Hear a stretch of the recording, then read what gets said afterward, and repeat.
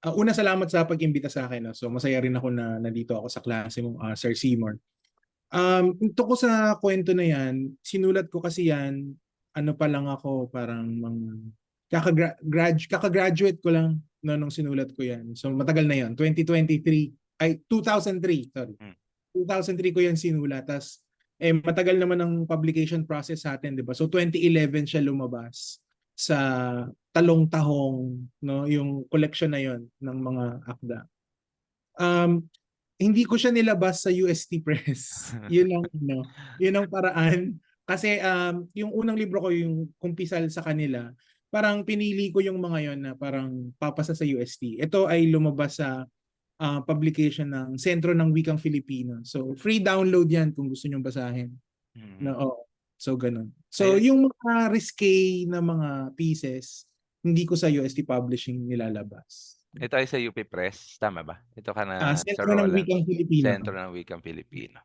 Ayan 'no, at, ito kasing Filmtikan ano, yung aming Pelikula at Panitikang Pilipino na class 'no. So inaalam namin, gaya rin naman nung mga pinadala ko sa iyo na recording before, inaalam namin yung creative process ano ng manunulat at hindi lang ng manunulat kundi ng mga visual storytellers 'no, like si Manny Cabrera 'no, dun sa paggawa niya ng, comic strips tsaka yung pag-adapt niya ng Amapola 'no, ni Sir Ricky Lee into a graphic novel.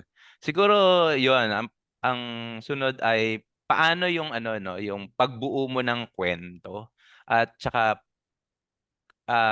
paano yung pag-decide mo kung anong porma 'no, yung isusulat mo na panitikan? Mm.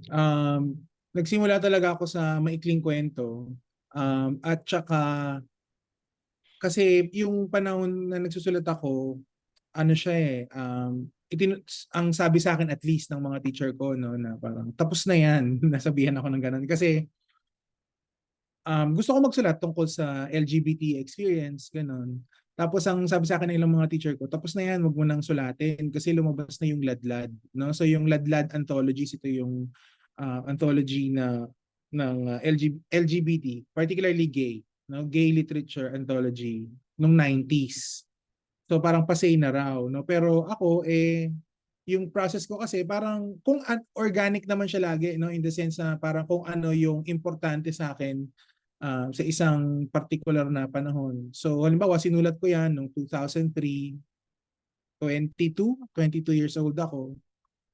So mahalaga pa rin sa akin yung mga uh, issue ng coming out, ganyan, no, yung kung paano ko tatanggapin basically yung sarili ko, no, at kung paano ko ilalabas yon sa pagsulat ko. No? So, ganun. Laging organic. So, kung ano yung nararamdaman ko sa isang particular na panahon. Like for example, yung pinakita mo kayo na Sir Seymour, yung Mars My Zombie, sinulat ko siya kasi nga panahon ng pandemic. At saka sumabay din siya sa sa grieving process ko kasi namatayan ako no, noong 2019. So since 2019, parang tungkol sa death, no, or tungkol sa basically death, no, tungkol sa death yung mga sinusulat ko. So ngayon lang ako parang nag-emerge ng konti doon sa phase na yun. Dahil nabanggit mo yung Ladlad ano, familiar sa akin 'yan kasi nung college, na nasa college pa ako, mas bata ka yata sa'kin. 'Yan nilabas 'yan ano nina Janiel Garcia, tama 'no? Tsaka Sir Hmm. Danton Remoto nga ba, Mm. kasama nga ba siya? Anton Tapos ano, Remoto. napaka-controversial niya 'no.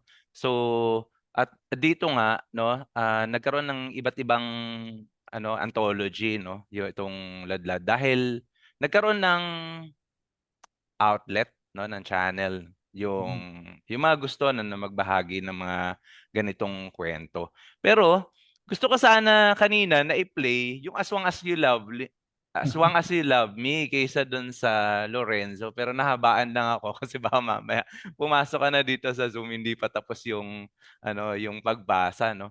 Kasi napansin ko parang may transition ano, from Lorenzo na yun ay nagkukuwento lang ng kapitbahay ano, na nakita niya. Tapos yung As Long As You Love Me, meron ng supernatural 'no, na creature and then of course, Mars, My Zombie 'no, ay meron din ano, na gano'n na parang, ah, saang point 'no or paano mo na or ito na ba yung nadi-discover mo na na patutunguhan 'no nung mga future na isusulat mo na merong of course meron pa rin yung LGBTQIA na tema at saka merong hindi Philippine mythological creature, supernatural na creature dun sa mga akda mo,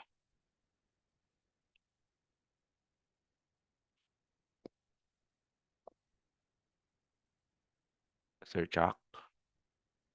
Nagsimula ako na yan nga yung tulad ng Lorenzo no na ano lang piece by piece no na parang gusto ko lang munang isulat ito no ito yung nararamdaman ko ngayon, ito yung gagawin ko. And then later on na mas naging parang directed na or focused yung pagsulat ko ng mga pieces. So for example, pag nagsulat ako ng isang kwento, meron na ako sa isip ko na asan ko to pwedeng ilagay kapag kinolekta ko sila later on. So yung As Long As You Love Me, nasa ganung mode na ako no, na parang gusto kong gumawa ng horror story collection. But this time, nilalaro ko na siya kasi yung As Long As You Love Me, siya yung, of course, aswang, di ba? So binabali ko yung ganong klase ng representation sa aswang, di ba, na yung aswang ay nakakatakot, etc. So, kasi I was thinking doon sa collection na babaliktarin ko, yung aswang yung i-humanize ko and yung tao, yung papakita ko yung capability kung paano maging monstrous. So, ito yung humanized na aswang no, na I think ang part of the joke is kapareho lang din natin yung aswang na napaka-banal pala ng mga problema niya no na tungkol lang din pala sa love tapos kahit pala sa aswang yung mga bakla ay parang or yung LGBT no ay dahil nga hindi naman sila pwedeng ikasal parang isinumpa na maging tagapag-alaga ng mga magulang parang ganon di ba na siya na yung isinakdal na hindi ikaw talagang pinakamagaling naming anak no so na parang hanggang sa mundo ng aswang pala ganon no so medyo yun yung ano ko intention ko sa pagsulat ng kwento na yan. Oo, at maganda itong ano 'no, segue kasi dun sa nag-discuss kasi kami ng literary devices and literary theories ano, at paano, for example, romantisismo 'no, yung pag-romanticize ng poverty Mm. or, sa Barbie existentialism 'no, yung tinatalakay. Kapanood. Hindi pa, okey. Oh, di So ba? yun ano, napansin ko kasi dun sa pagsusulat mo, aside from napaka-descriptive niya, first person. Pero dun sa Lorenzo for example, anak ng Chino at Pinay 'no, Ah, yung main character. So, at first dahil first person siya at kung kilala ka bilang author, iisipin ikaw yun. Pero later on 'no, dun sa revelation, siya pala si Lorenzo 'no, yun pala yung pangalan nung mm. character. Bakit ito yung naging decision mo 'no, na first person siya as compared to other authors na meron talaga na character na sinusundan pero third person na account? Kasi parang yan yung point of view na pinakamadali sa akin nung umpisa no kadalasan no nagpa first person ako tsaka kasi yung mga binabasa ko rin nung panahon na yun ay first person so parang mas madali 'di ba kung kasi isa rin sa mga dahilan kung bakit ako nagsulat kasi mahilig akong mag-journal din before. Syempre pag nagjo-journal ka, naka first person naman parate, di ba? So, isa rin 'yun sa mga bagay na sinubukan kong i-unlearn later on. Tapos binalikan ko na lang. So, kaya nga parang nga no, yung finiture ng Lit Junction parehong first person pala. When in fact, itong As Long As You Love Me ay medyo outlier na siya sa point of view na ginagamit ko later on.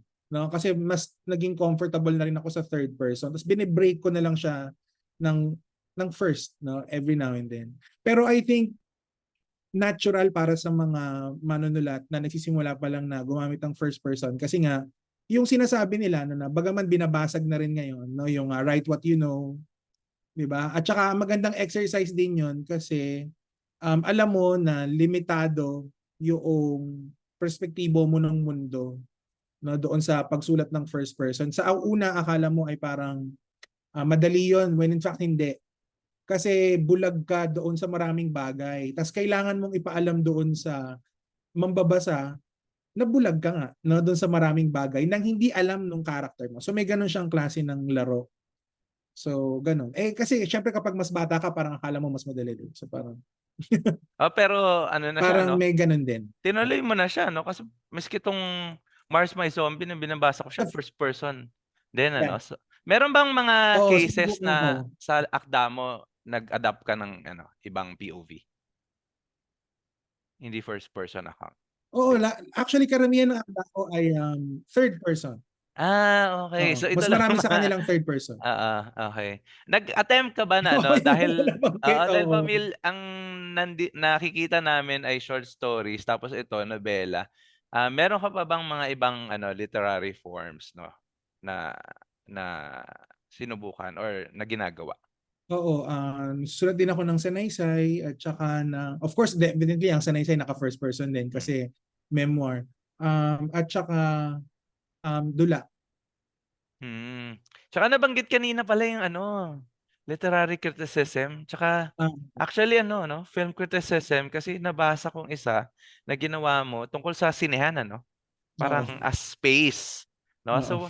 So ito nabahagi mo rin sa akin before 'no, na sa UST meron din kayong similar 'no, na subject dito sa aming Filmtican, pero yung sa inyo ay more on cinema in general 'no, hindi lang siya Filipino films, tsaka literature 'no, in general. Yes. Paano yung paano mo na-develop kasi ang objective nila at the end 'no, of the term is to adapt a poem, a short story, a flash fiction 'no, yung mga maiksi lang, into a visual medium 'no, into a film or into a music video or kung ano man. Paano mo na-develop yang kasi dun sa pagbasa ko 'no, yung napaka-descriptive na ito basahin ko na lang ano, simula muna ng Mars My Zombie, napaka-descriptive 'no. Malinis ang banyo, medyo nangingitim na ang singit-singit ng tiles, pero hindi pa naman nakakadiri, wala pang mga lumot. Mas malaki rin ito kaysa karaniwan naming napupuntahan. Yung huling napuntahan kasi namin sa Maya Street, maliit na nga, mabaho pa. Barado rin ang lababo, puro lumot na ang naiipong tubig. So aside from napaka-descriptive, lalo yung kanina rin nung binasa ni Eugene ano, yung Lorenzo, meron pang ibang senses, 'no? Paano yung pag-develop nito ano, para na rin matutunan ng estudyante ay, paano mo ito na-develop or ano yung maibibigay mo siguro na tip dun sa students about, how to write?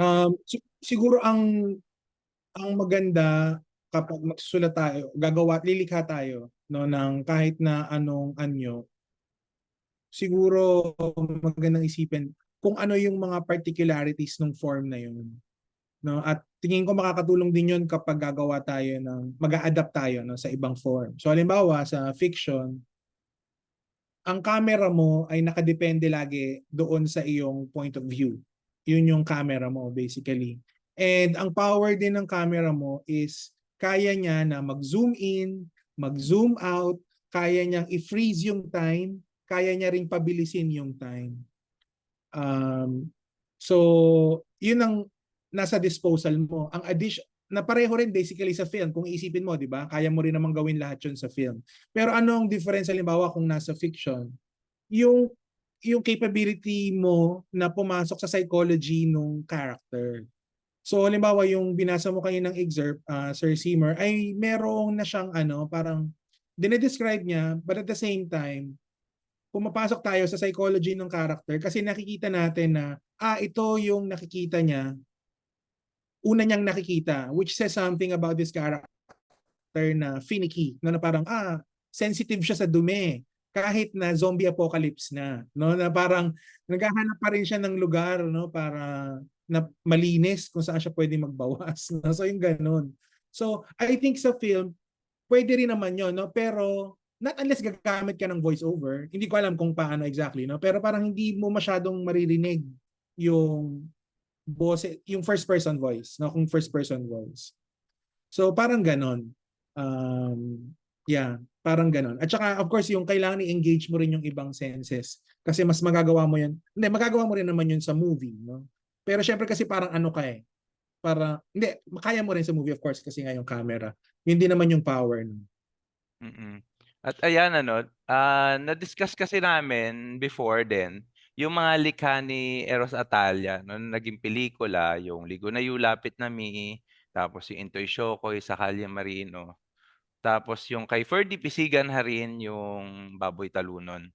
Mula yun dun sa isang kanyang short story. Pero yun, short film naman ito 'no. Dahil napaka-descriptive din nung iyong pagsusulat. Meron bang mga ano 'yan, plans 'no or meron bang mga nagtanong sa'yo before kung puwede i-adapt yung mga likha mo into a film? Oo, meron naman.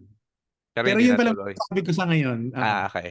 Oo, So meron naman. meron mga plano, ayan. So baka may mga tanong na yung mga estudyante ano? Ayan, ilan na tayo rito, 31 na tayo. Sana naman ay pakita niyo kay Sir Chuck 'no, nagising kayo. Kahit na ang aga nitong klase namin lagi 'tong ano 'no, 8 to 11 AM, Oo, ayan. umaga. Pero of course yung iba binibigay ko na sa kanila yung ibang time para sa activity, ayan. Baka may tanong na? Sid? Gab? Ayan. Gabe, tanong. Gabe? Hi, hello. Good morning. Good morning po.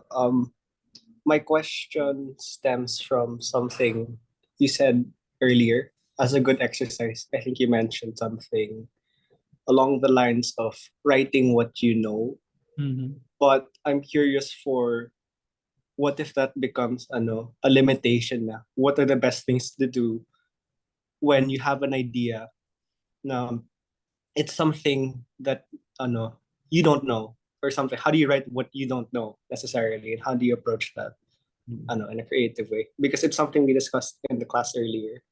Also, it was mentioned by Sir Seymour as well. But I'm just curious on your thoughts on Sige that as Sir well. Chuck, may tanong din ako, dagdag ko lang ano, kasi si Lorenzo ay anak ng Chino at Pinay. Anak ka ba ng Chino at Pinay? Paano mo Hindi. ito nasulat? Hindi, Yan, sige. hindi, oo. Pero ano kami, parang descendants ng mga settler na mga Chinese. Pero hindi namin I mean, malayo na eh, parang lola ng lola ko, no? So parang lola ko sa talampakan na yun. So hindi na namin binibilang. Pero yung mga itsura ng iba sa amin, napagkakamalan pa rin. Parang ganun. Yung sa tanong ni Gabe, una, matagal ng ano yun, payo no, sa pagsulat na laging sinasabi nila write what you know. Pero yung tinatanong mo ngayon, yan din yung reason kung bakit may iba na nagsasabi na no, don't write what you know, write what you don't know. No, parang ganyan. Ang sagot lang dyan, Gabe, ay research. No? Kasi isa rin yun sa mga bagay na dapat nating i-emphasize tungkol sa malikhaing pagsulat, sa creative writing, no, na meron pa ring involved na research diyan, no. And of course, kapag nagsusulat ka rin naman talaga creatively, kahit sinasabi mo na you write what you know, hindi mo rin naman talaga alam 'yon kasi lumalabas ka sa hindi ikaw, 'di ba? And yung hindi ikaw ay hindi mo rin naman alam, no. Kaya yung pagsulat mo ay isang paraan din ng pag-alam, no, doon sa sitwasyon na ikaw rin yung lumikha. 'Di ba? Kasi kung minsan nagsisimula naman talaga tayo 'di ba sa premise. 'Di ba? Tapos hindi may alam mo yung premise mo. Pero kung paano mo isusulat yung premise mo, hindi mo rin alam, no? So, ano rin siya, process din siya ng discovery, no? So meron dalawang klase ng pag-alam, no? Kung halimbawa sa process ng pagsulat, 'di ba? Yung iba ay nagka-outline, pero yung iba ay or tawag sa kanila ay mga planner, o kaya yung iba naman ay mga pantser, no? O kaya naman they write by the seat of their pants, no? So parang yung iba uupo sila and then tutuklasin nila saan ba ako dadalhin ng kwento na to. No? Oo. So parehong makakatulong sa iyo yung hindi mo alam kasi nga tumutuklas ka, and of course yung alam mo kasi yun yung dinadala mo dun sa kwento, 'di ba? So yung parang makakapagsulat ka ba tungkol sa karanasan ng isang kunyari ay lower middle class na batang bading na yun na lang, yung Lorenzo, na nagtuturo nagbebenta no, sa isang sari-sari Sari-sari store. Kung wala naman yun sa material environment mo. 'Di ba kung ang bumibili ka lagi sa 7-Eleven, baka mas maging authentic kapag nagsulat ka kung gagamitin mo na yung isang character mo ay nagtitinda sa 7-Eleven kasi mas alam mo 'yan eh. Para so mas may imagine mo na 'di ba na parang anong oras kaya siya pumapasok, no? Yung shift niya, no, paano kaya pakikitungo sa kanya ng mga tao, etc. etc. So yung ganun ba. Eh obviously ito ay galing sa background ko no kasi sa ganyan ako lumaki. No, so ang buhay ko rin ay lagi ako bumibili sa sari-sari store, etc. Pero wala akong kapitbahay na may balbong ulo. Yun lang, yun ay kaplas ko na lang. Oo, ayun 'no, kasi nung, binasa rin siya 'no ni Sir Eugene, nai-imagine ko rin kasi yung sari-sari store dahil ano, lumaki ako sa sari-sari store, nagbabantay. Meron kaming sari-sari store sa San Andres Bukid. Tapos later on, nagbantay din ako ng sari-sari store ng father-in-law ko. Gano'n ano, talagang, yun nga sinasabi ni Sir Chuck, kung hindi ka naman familiar dito baka mas familiar ka, for example, dun sa An Inconvenient Love, si Bel Mariano sa convenience store 'no, Oo. si Donnie Pangilinan bumibili sa convenience store kaysa bumibili sa sari-sari store. Of course, meron din kasing play of words 'no, yung inconvenience tsaka the convenience store, doon. Ayan, may tanong si Christine Baun, pero dahil sirado ang kanyang mic, tanong ko na lang 'no, ano yung challenges na hinarap niyo sa pagsulat ng Lorenzo? Siguro yung una, yung pagsasabi sa akin na pasay na yung pagsulat ng ganong klase ng kwento. Na parang, so susuwayin ko ba yung teacher ko, no? Parang ganon. So, that's the first one. And ang payo ko, suwayin mo yung teacher mo. Charing, pero parang, di ba, parang always, no, follow your gut. And follow what you want. Kasi mahirap naman kung anong sasabihin sa'yo. Yun lagi ang gagawin mo, di ba? Pero syempre, kailangan mo i-balance yun. Pangalawa is yung risk na ma-identify ka lagi dun sa sinusulat mo.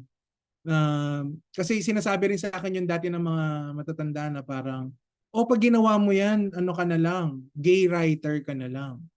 Ako naman inisip ko, kahit naman anong gawin ko, gay writer ako, gay ako at writer ako. So parang ano yun, no? So parang may ganung klase din ng labeling or stereotyping na may isip ka. Pero yeah, hindi ko lang din pinansin or siguro inisip ko kahit man gawin ko ako naman 'yon. No, so something na unique din siguro sa particularly no sa LGBT writing kasi laging may paghahalo, may conflation ng author at ng character. No, kasi parang always yung subjectivity ng author, it colors the reading of the work. No? So meron siyang ganung which you can take as a good or bad thing, 'di ba? Pero ako parang I choose to take it as a good thing kasi part of my politics ay magsulat talaga, no? Kasi parang ang point ko, lumaki naman ako na puro straight naman yung binabasa ko, 'di ba? So parang magsusulat naman ako ng mga gay characters, no? And I think ngayon naman parang nalampasan na 'yon. Partly, no, na parang kung may time nga na nung 2017 nung nilo-launch yung Ang Nawawala, parang it was marketed as a detective stories. Tapos dun sa launch, parang wala nagtatanong sa akin ng kabaklaan. So ako parang feeling ko ako pa yung nag-assert, oy, bakla yung bida ko ah. Hindi, detective story siya pero bading siya. Parang ako pa yung gumaganon kasi nga parang hindi na I think magandang ano rin yun, na parang hindi na nakikita na parang iba pag gay literature. Kasi ibang-iba siya nung ano talaga, nung 90s, no, na parang pag sinabi mo na it's gay lit, it's a gay story, it's mostly about sex, no. Pero yun na nga, well kasi part din kasi ng movement is yung militancy sa simula, no, na parang this is what you find abominable, no, na parang yung same sex. So ito yung ipupush namin. Pero swerte ako kasi parang tapos na yon nung dumating din ako. So parang mas malaya na ako at yung mga kakontemporaryo ko at siguro yung ilan sa inyo rito nagsusulat ngayon no, na hindi na masyadong dalhin yung bagahe na yon. No? Oo. So yun yung ilan sa mga challenges, I think. No, na parang mas stereotype ka na minsan nga may mga nagsasabi na hindi, puro ano lang yan, puro sex, ganun, ganun. Which is not true at all. Diba? Pero a lot of people think that way. At least before.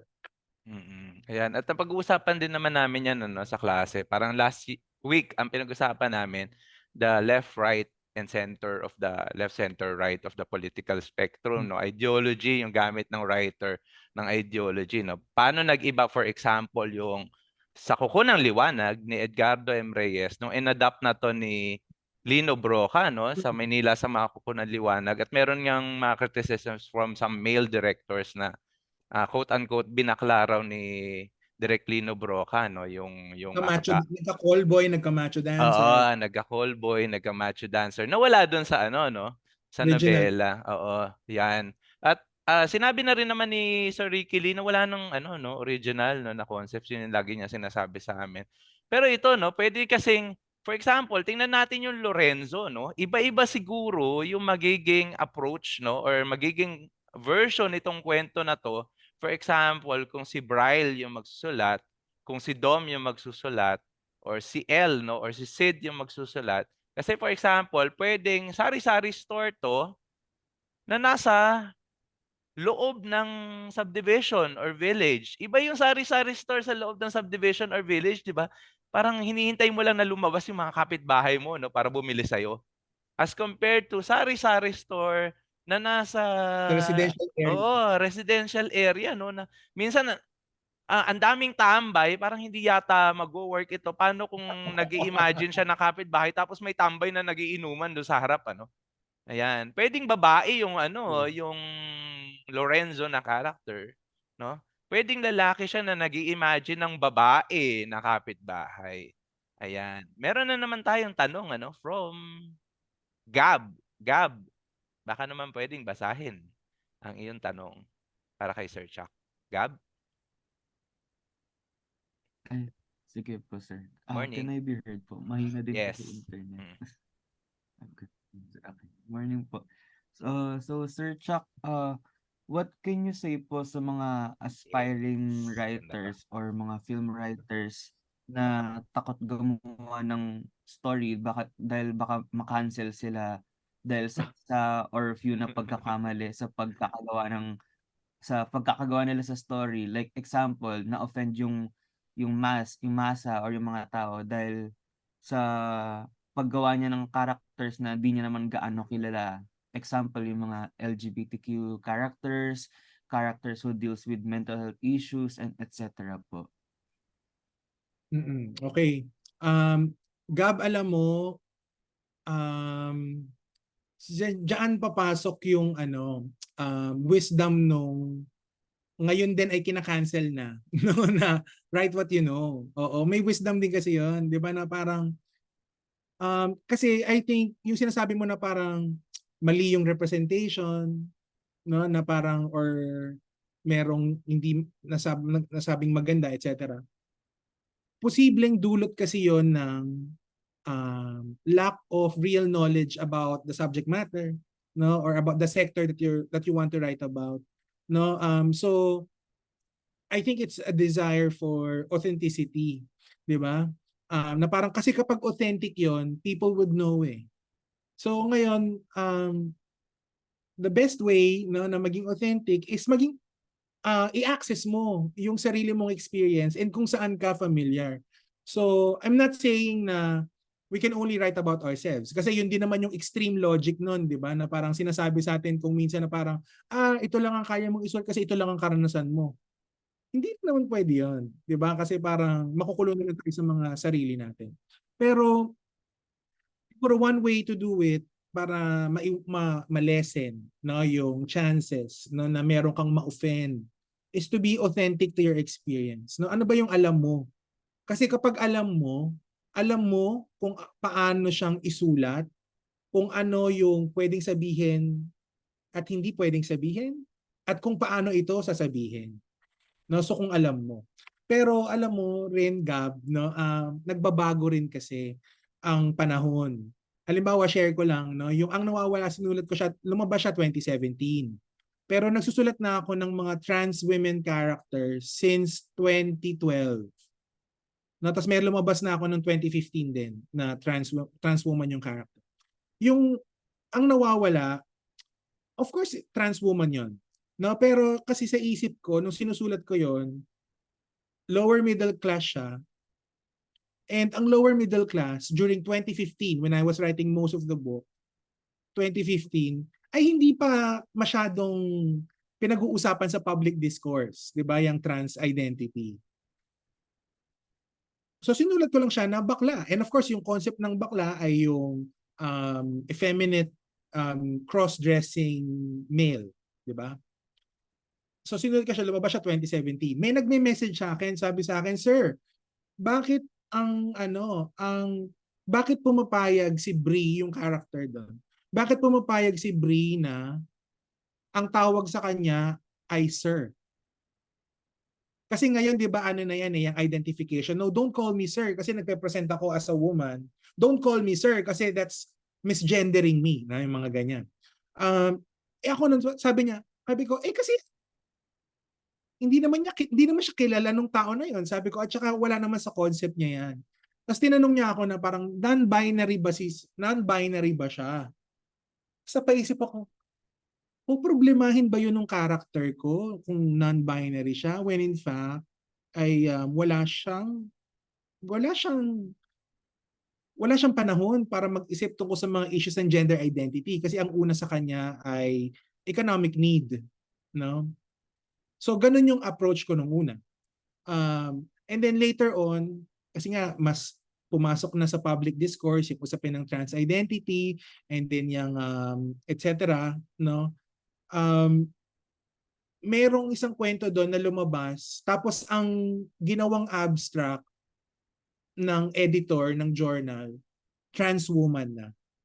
Sabi niya, it's a trans woman who works in a barangay hall, etc., etc. So parang, so sige, so probably trans woman na siya.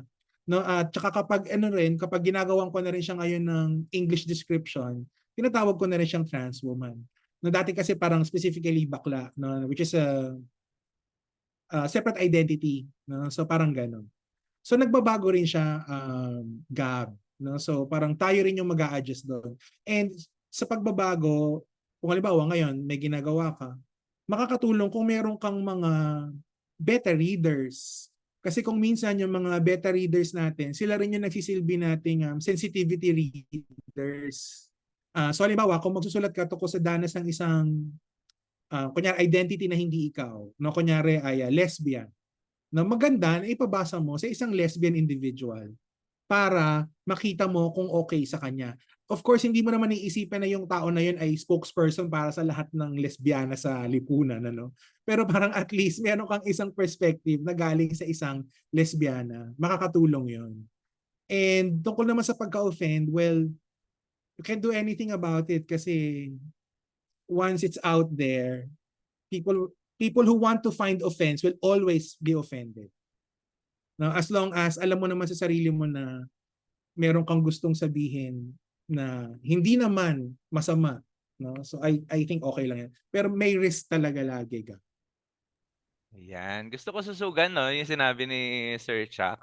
Kasi nga dati, wala namang preferred pronouns, ano? Ngayon, miski sa Canva, sa Big Sky, sa any learning platform, pwede ka nang pumili, ano, ng preferred pronouns mo. Nung mga bata kami, walang ganyan, ano? Ang tawag ang alam lang ng teacher namin ay him, tsaka her, no? Or his, tsaka hers, no? So, at ito rin naman, like for example, nakikita na natin ano na meron ng Drag Race, tapos sa Cinemalaya nakapasok nga yung Binild film, no, na Kukuryu, no? Tapos meron din tinatawag na Baklang Kanal, ano, at ito nga Oo. ay pinasikat ni Mima ni Sasa Girl, ano, doon sa Oo. kanilang mga content. Pero meron pa rin at meron pa rin, ano, talking about the left, center, and right, no, na political spectrum na ma-o-offend, ano, doon sa tinatawag nilang pag-mainstream daw, no? Lalo-lalo na for example kapagka lumalabas sa mga balita na dalawang volleyball players ay magjowa, no, dalawang babaeng volleyball players, o kaya ikinasal or naging nag-out yung isa nating binibining Pilipinas candidate, ano. Ayan, parang nagrereklamo, no, na mini-mainstream daw, no, ang pagiging lesbian or in this case pagiging transgender, no. Anong masasabi mo diyan, Sir Chuck? It's their problem anymore. Di ba? Kasi parang, eh, bakit mini-mainstream? Eh, totoo naman yun eh. Di ba? So, hindi ko rin masyadong maintindihan yung mga ganyang klase ng argumento, no? Kasi parang, so anong gusto nyo na sa isang eskinita lang ang mga bakla at lesbiana, doon na lang sila, di ba? So, hindi ko maintindihan yan na kung hanggang ngayon. Actually, though I must say na kahit na may ganyang mga pagbatikos, mapalad pa rin yung generation ngayon kasi malaki na ang naging pagbabago. Though syempre hindi pa rin lubos, 'di ba? Kasi marami pa rin tayong nakikita and especially sa resurgence ng toxic masculinity no sa nakaraang administration. May carry over pa hanggang ngayon, 'di ba? So parang nakita natin na mahalaga pa rin yung yung usapin ng gender kasi for some time people were saying na it's done. No, na parang it's post-feminism, it's post-queer. When in fact, yung militancy pala ay kinakailangan pa rin hanggang ngayon kasi nga nakikita natin yung blowback, 'di ba? So kaya tulad niyan, yung mainstreaming daw, no, parang ano ba yun? Eh yung heterosexuality, tagal nyo nang mini-mainstream yan. Wala naman nagrereklamo, di ba? Oo. So, parang ganun. Nakakatawa lang. Okay, natuwa ako dun sa Lorenzo kasi binanggit mo yung naging experience ng mga bata, no? At least I'm talking about my generation, na yung mga nilulublob sa balon. Kasi gano'n ano, ang dami ko napanood nung ayan, 80s is ire-reveal ko na yung aking age. No, ng mga Tito Vic and Joey o kaya Oo. Herbert Bautista, Roderick Oo. Paulate, na nilulublob sa balon or nilulublob sa balde Oo. ng tubig ano, Oo. ang bata na bakla ng tatay niya para maging straight siya. At siguro sa generation nila, nakita na lang nila 'to dun sa music video ni Glock 9 tsaka ni Ebby Dancel ng Sirena. Ayan, may Oo. tanong pa tayo tungkol ay ito. Ito ay ano, anonymous 'no. Siyempre ako lang nakakaalam kasi direct message sa akin. When is the best time to write about your experience as a gay or bisexual man if you know that your audience, including people you know personally, may not be accepting?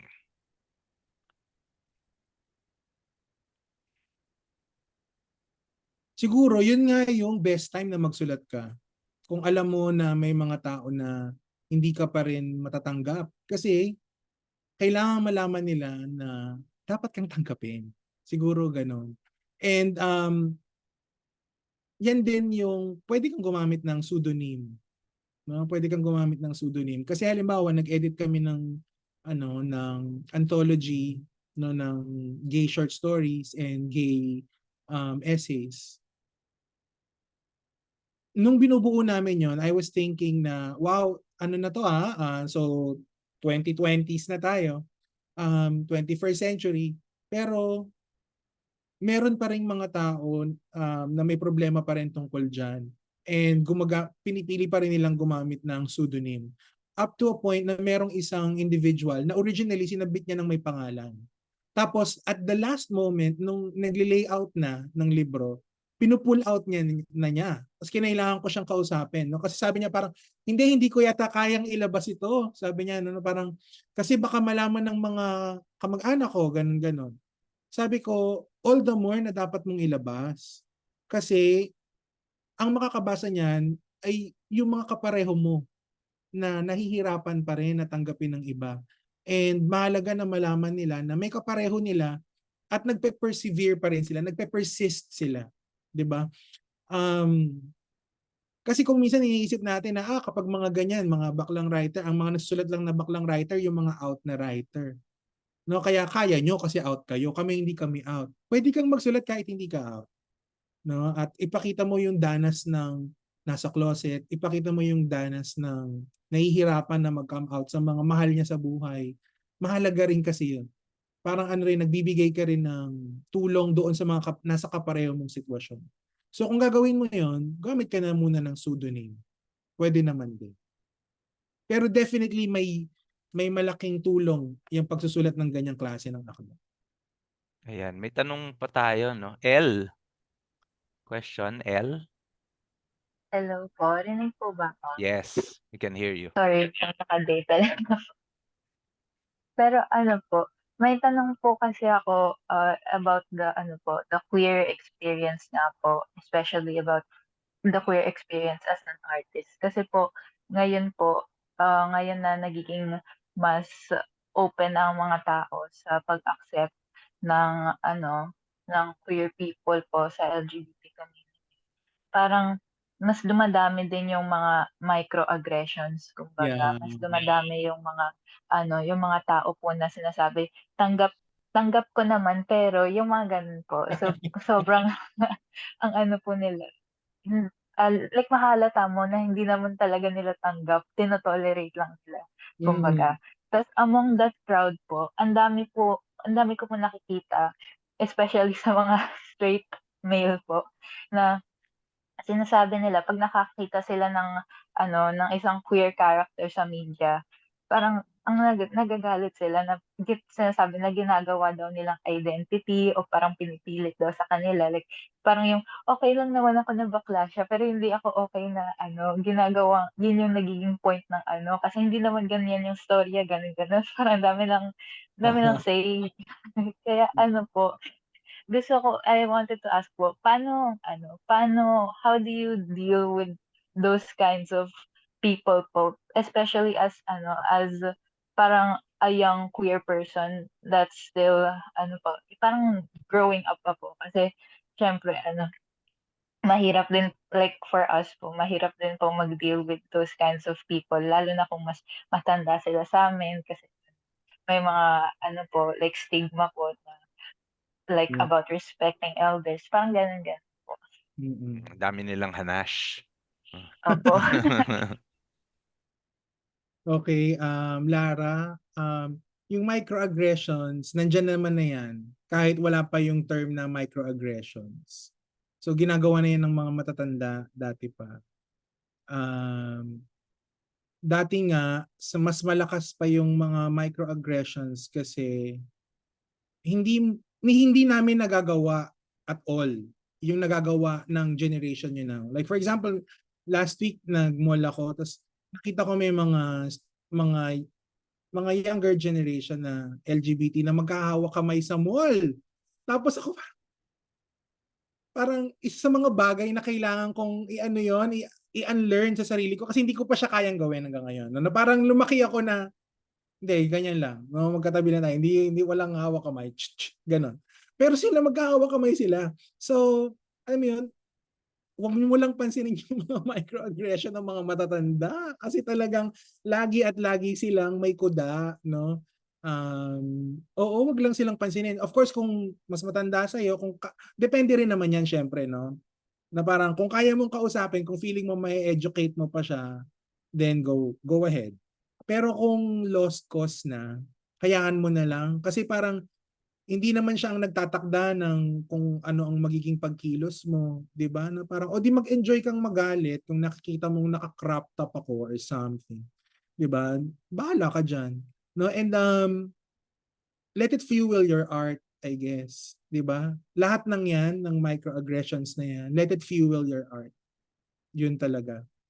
Kasi bawa yung sinasabi sa akin, tapos na 'yan eh, ba't ka pa magsusulat ng gay stories? Microaggression kaya 'yun if you think about it. Ba't ka ba magsusulat niyan? Yung parang ano gusto mo, ma-identify ka na gay writer ka lang? Parang excuse me, 'di ba? Parang microaggression din 'yon. Pero hindi ko na lang pinansin yung mga matatanda. Bahala kayo diyan. Parang ganon. Ayan, Thank you po. Pwede, ay, sorry. Bakit ako may echo ako. Ayan. Kasi, di ba, ayun, yung sinasabi nga ni Sir Chuck, maari kasing yung mga matatanda, maari hindi nila yung nagawa. Tapos ngayon, nakikita na nila, no, parang ay ba't hindi ko siya nagawa? Sana sila rin. May mga ganun, 'di ba? Like for example, Oo. hindi lang naman sa LGBT, ito na lang ano, bakit konting baha lang gusto kaagad na i-suspend ng klase samantalang dati lumulusong kami sa baha, 'di ba may mga naririnig kayong ganyan? Parang teka lang, 'di ba?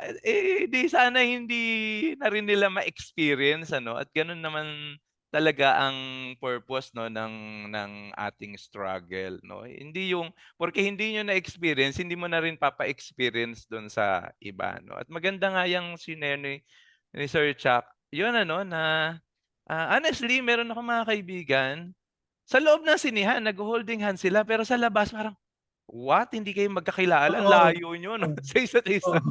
Gano'n. Holding hands lang naman yun, 'di ba? Parang gano'n dun lang sa hidden ano, sa dark space or may tatlong levels pa nga 'no, na yung isa, out lang siya dun sa mga close friends niya. Yes. Yung isa, out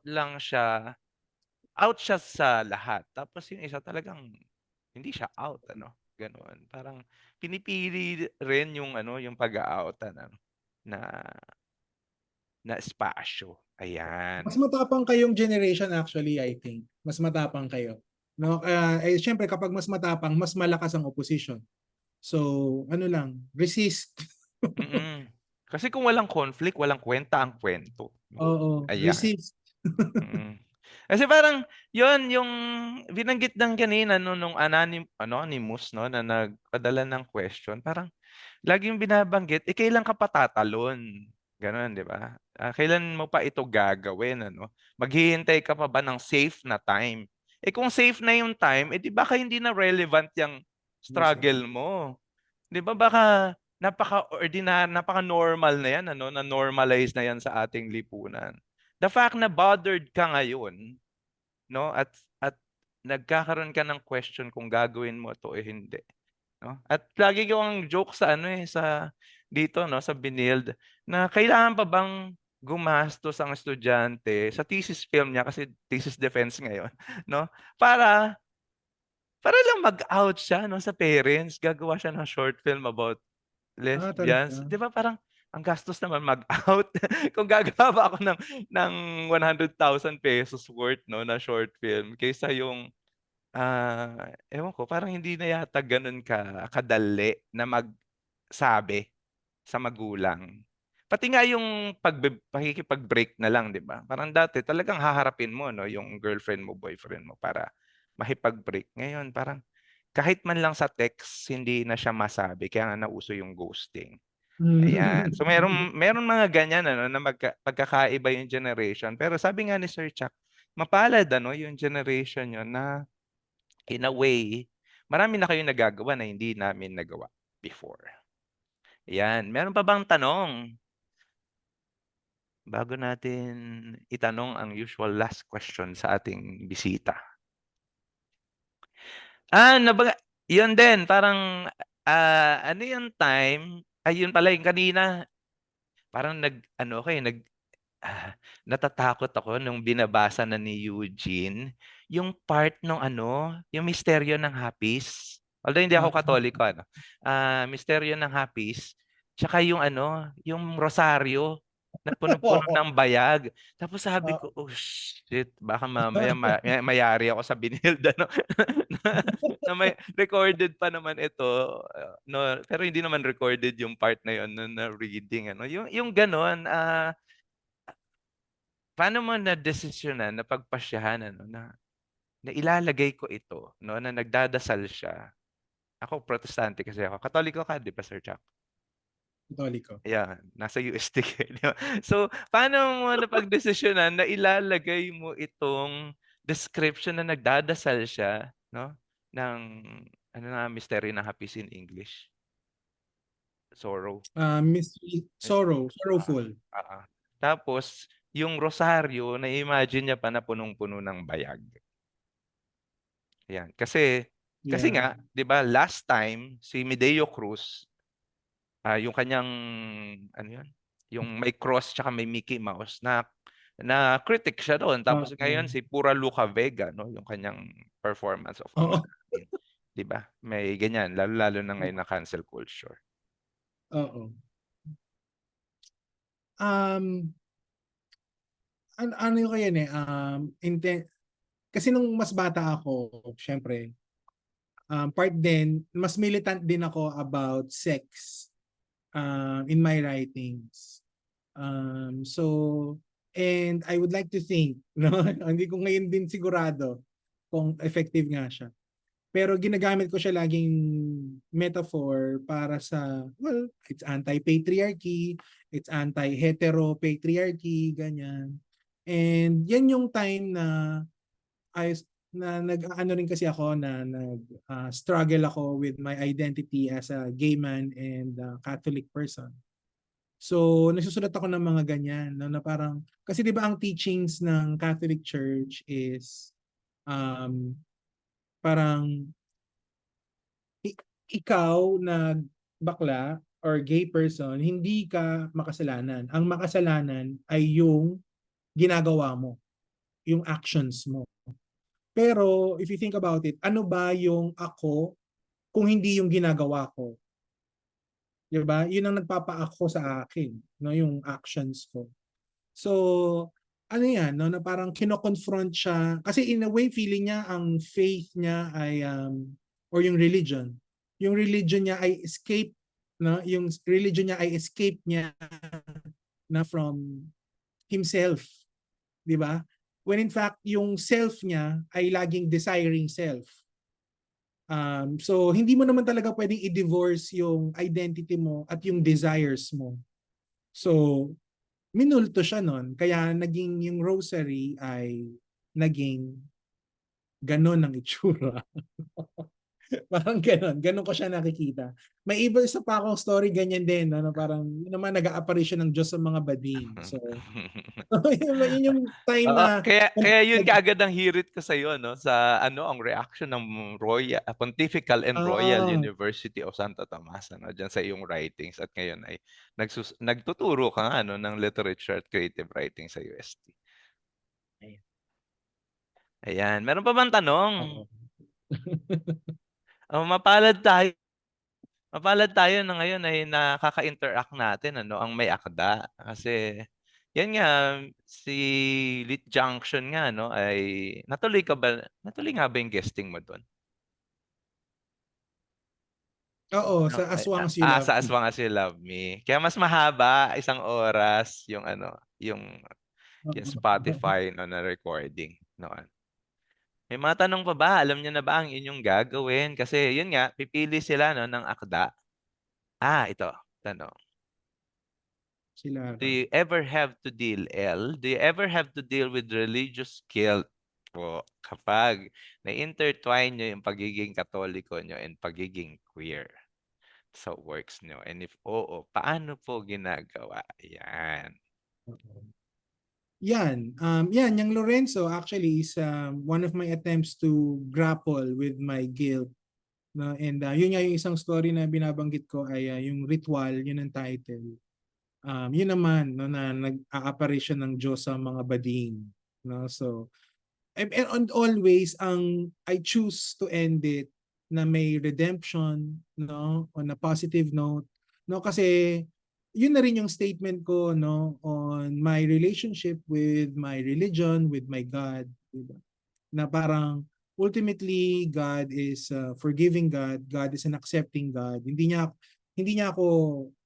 siya galit sa akin kasi siya yung gumawa sa akin. So, yun talaga yung statement ko doon. No, so yung iba mga ano na lang yun. It's just noise. At saka ang isang thing din naman kasi hindi ko alam sa Protestantism and ang stand ng mga Protestants sa homosexuality.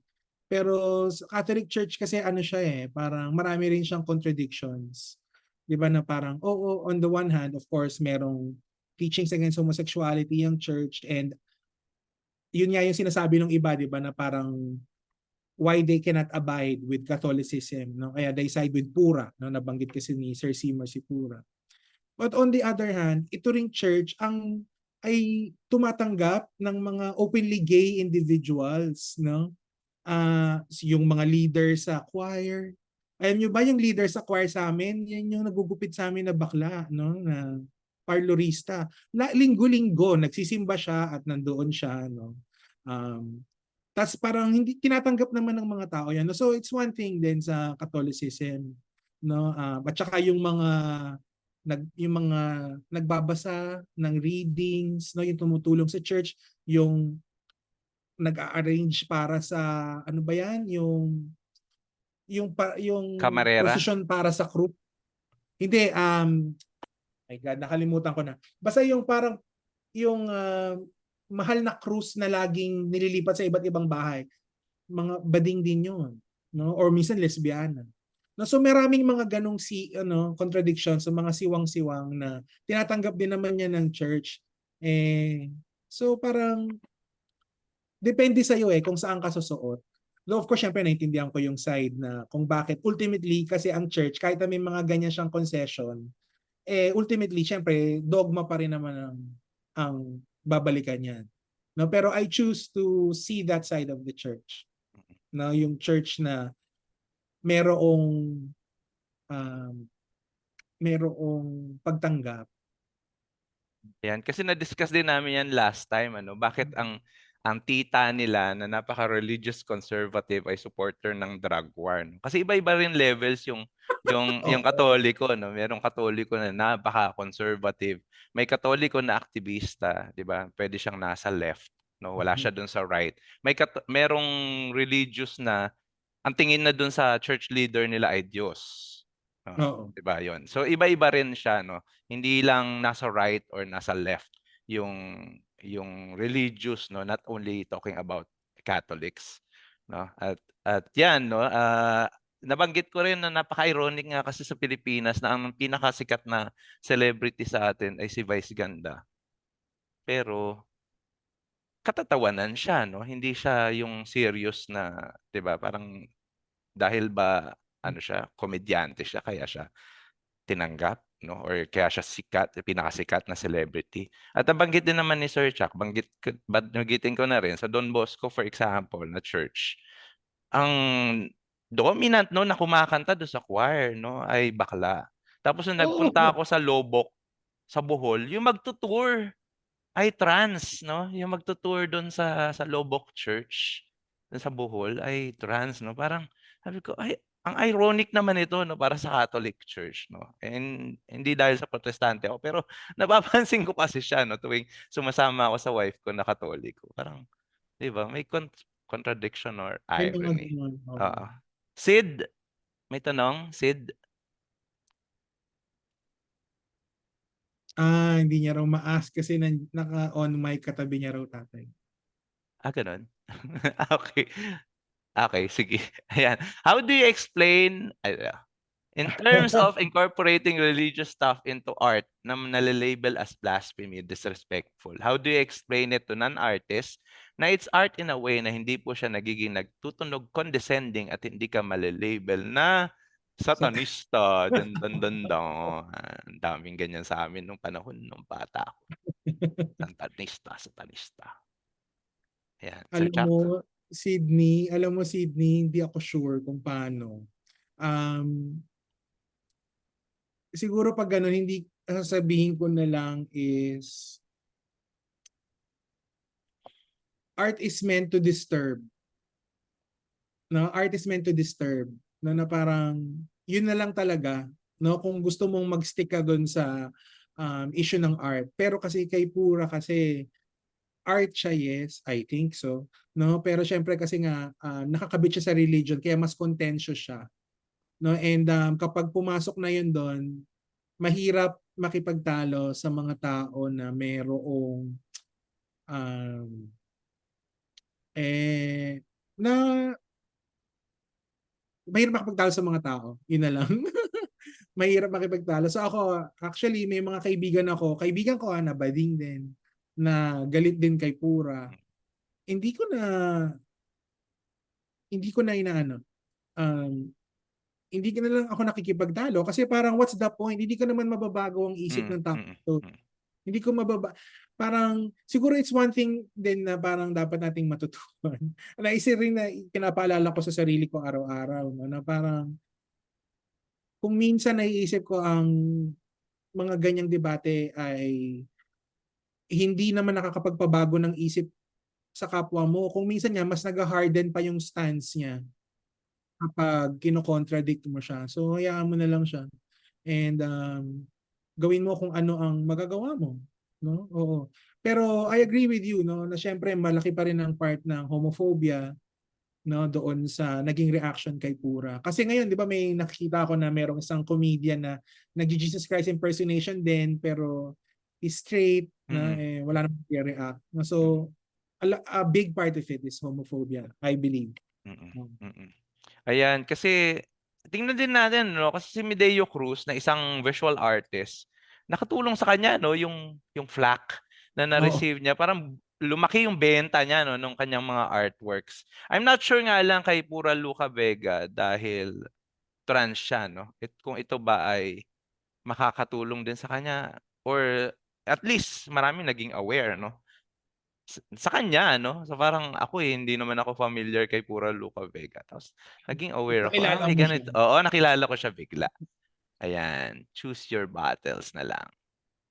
Okay, sige. At mukhang pa-wrap up na tayo, no? I'll just ask, no, the usual last question. Ayan. Dahil ito ay hindi pa naman kasi lahat sila ay nag-script writing na. Parang itong Film Tikan ay bridge between the GE subject tsaka the script writing, the film majors, no. Kaya yung kanina parang hindi ko alam kung naintindihan nila yung premise kasi yun yung usual na tinuturo sa so premise is just you have the character and they have the problem at dapat nahirapan yung character na i-achieve or solve yung problem or i-achieve yung goal niya, no.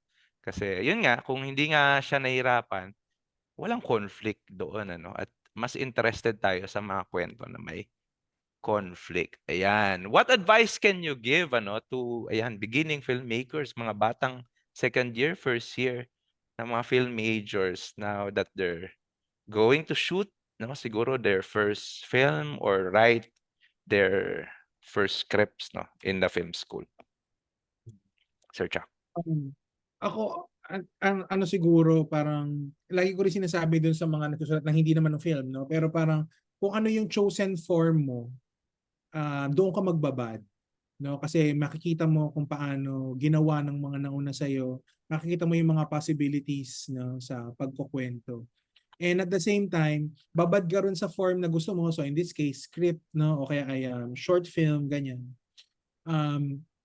At the same time, pumunta ka rin sa ibang forms kasi yung knowledge mo naman or familiarity mo rin sa ibang forms would inform, no, yung paglikha mo doon sa sarili mong work, no. So at I think yun din yung isa sa mga pwedeng magpayaman doon sa paglikha mo. So halimbawa kung gawa ka ng short film, manood ka na, magbasa ka, no, kasi iba yung insight sa narrative na makukuha mo sa fiction, say, no, o kaya naman ay insight mula sa poetry na may inform nun yung paggawa mo ng pelikula o yung paggawa mo ng script.